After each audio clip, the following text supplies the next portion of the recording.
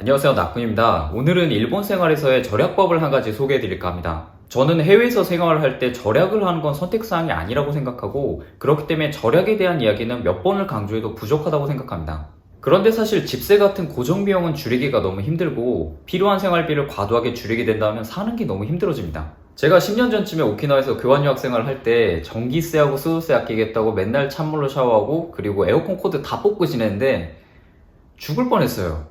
절약을 하는 건 좋지만 정말 필요한 부분을 과도하게 아끼다가 병원비가 더 나올 수도 있습니다. 돈보다 소중한 게 별로 없기는 한데 있기는 있다는 걸 절대로 잊어버리면 안 돼요.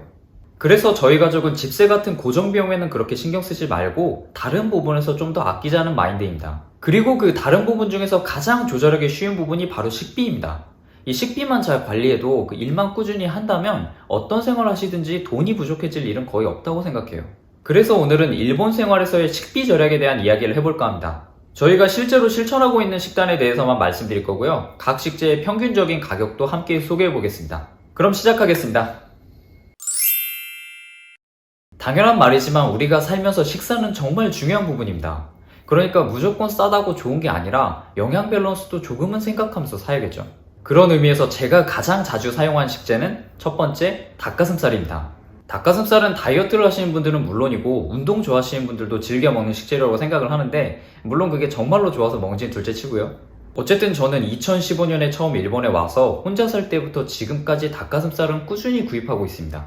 그 이유는 널리 알려진 것처럼 닭가슴살은 매우 가성비가 좋은 단백질 공급원이기 때문이기도 하지만, 사실 가장 큰 이유는 가격입니다. 물론 마트마다 조금씩 차이는 있겠지만 일본에서 닭가슴살은 100g당 50엔 전후의 매우 저렴한 가격에 구입할 수 있습니다. 최저가로는 38엔까지도 확인했어요. 닭가슴살은 특히 제가 혼자 살던 시절에는 거의 삼시세끼를 먹었던 반찬인데, 몸을 건강하게 하기 위해서 그렇게 먹었다기보다는 그냥 지갑의 건강을 위해서 그렇게 먹었습니다. 한 번에 200g씩 하루 3끼를 먹어도 300엔이고 여기에 다른 반찬 비용을 포함시켜도 식비가 하루에 500엔을 넘기지 않습니다. 혹시 닭가슴살을 도저히 못 먹겠다 싶은 분들은 모모니쿠를 추천드립니다. 이쪽은 100g당 60엔 전후니까 약간 가격은 높아지지만 먹기는 훨씬 수월해질 거예요. 저희는 요즘 닭가슴살은 미역국에 넣어서 먹고 있습니다. 닭가슴살을 구입하실 때 추천드리는 마트는 혼자 사신다면 메가돈키호테가 가장 좋은 것 같고, 가족과 함께 사신다면 대용량 마트를 추천드립니다. 두 번째 추천 식재는 사바, 고등어입니다. 제가 영양학을 잘 아는 건 아닌데 그 생선을 주기적으로 먹어주는 게 중요하다고 하더라고요. 그런데 생선 가격이 생각보다 비싸서 자주 못 먹고 있었는데, 다행히 고등어의 가격은 굉장히 저렴해서 지금보다 더 가난했던 시절부터 꾸준히 신세를 지고 있습니다. 저는 보통 사진과 같은 형태의 고등어를 구입하고 따로 양념을 하지 않고 그대로 구워 먹거나 아니면 기름기와 소금기를 빼기 위해서 끓여서 먹습니다. 그런데 그래도 좀 짜요. 이게 한 팩에 140엔인데 한 번 먹을 때 반마리를 먹으니까 한 끼당 70엔이 드는 셈입니다. 고등어 말고도 방어나 농어를 100엔 단위로 잘라서 팔기도 하는데 저는 원래부터 고등어를 좋아해서 이것만 먹고 있습니다.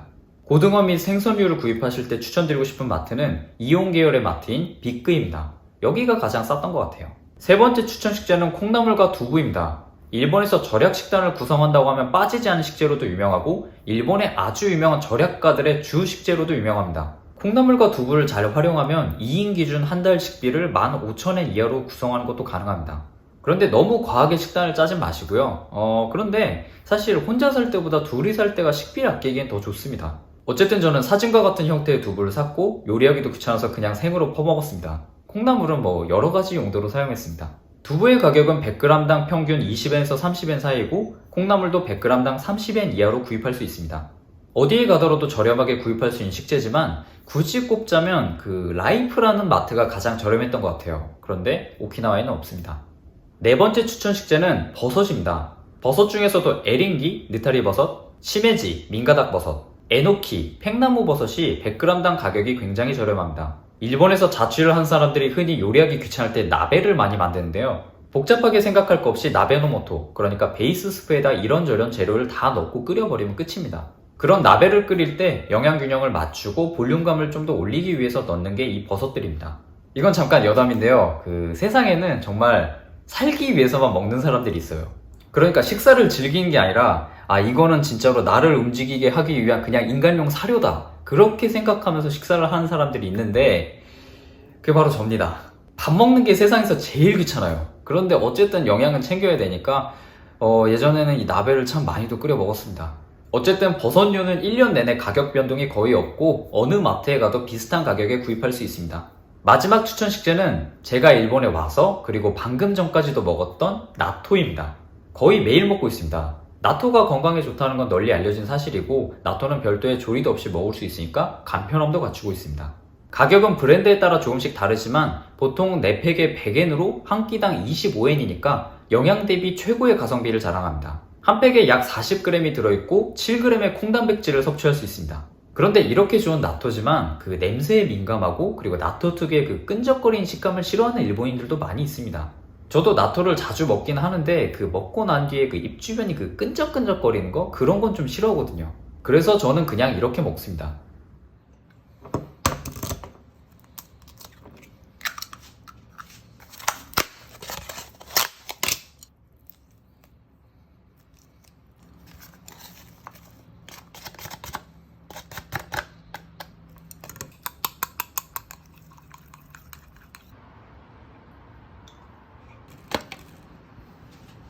그리고 나토를 먹은 뒤에는 반드시 포장지를 씻어서 버려야 합니다. 좁은 원룸에서 나토 썩는 냄새가 나기 시작하면 지옥도가 펼쳐집니다.